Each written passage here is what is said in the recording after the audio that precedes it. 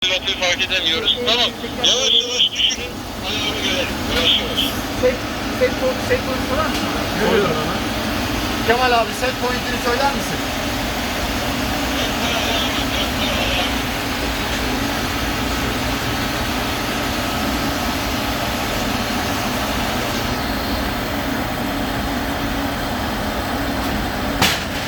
Şu an 3.8. Üçüncü an. Geri koyayım.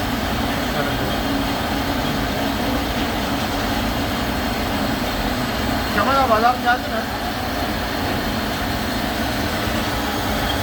Hocam, geçelim burada.